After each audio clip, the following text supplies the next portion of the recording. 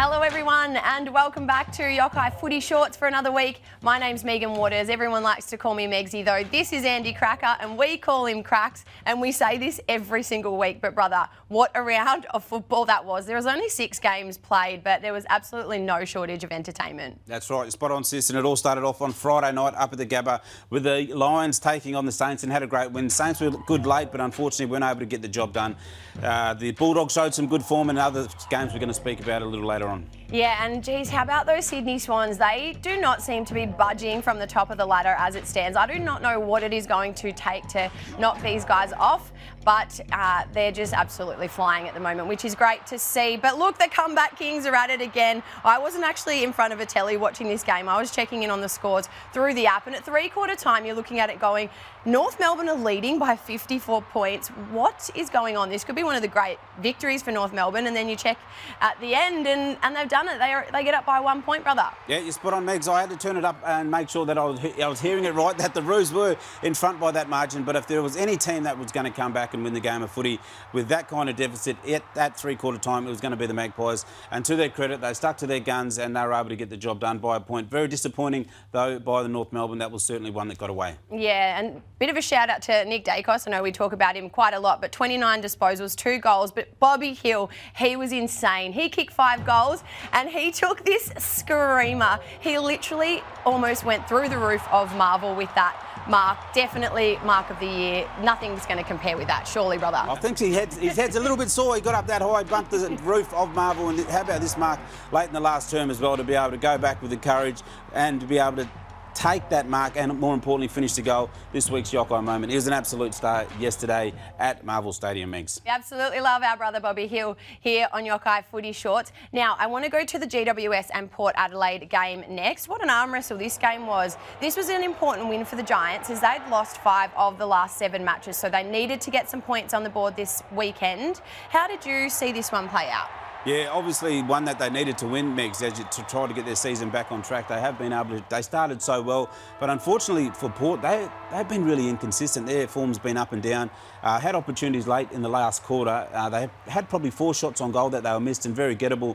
Todd Marshall missed a couple, Jason Horne-Francis as well, so really disappointing on their behalf, but they just lack that polish, and I think it was Josh Kelly who was able to kick the sealer, and you know, he's absolutely polished, and GWS were able to get a really good win.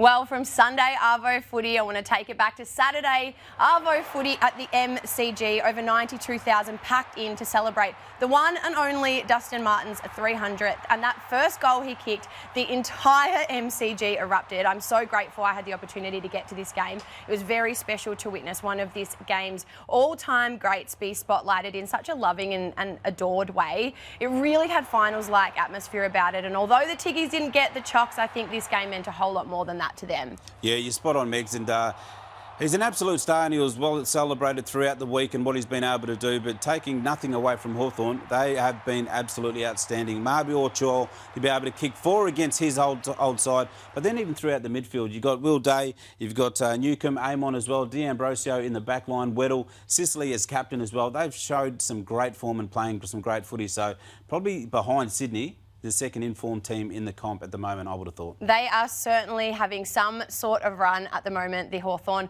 Football Club. Now, I want to just get straight into Ask Andy. Is the sub rule working? No, it's not, Megsy. It's not working at all. I don't rate that at all. I think we're going to speak about Will Phillips, obviously, on the weekend. The job that he was able to do on Nick Dacos was outstanding up until three-quarter time.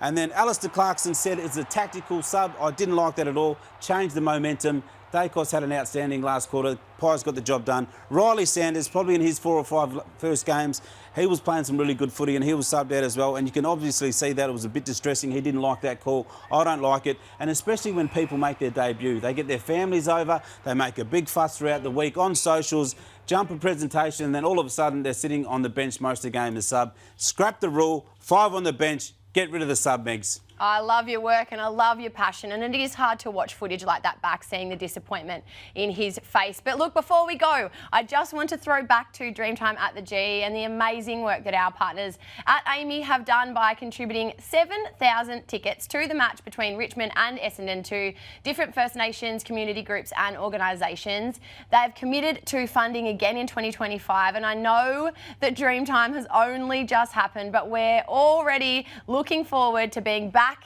at the G for Dreamtime next year. We absolutely love Dreamtime at the G. It's a highlight on the footy calendar. That's all from us at Yokai Footy Shorts for another week. Thank you, brother, for always bringing your expertise, and we will see you again next week for plenty more.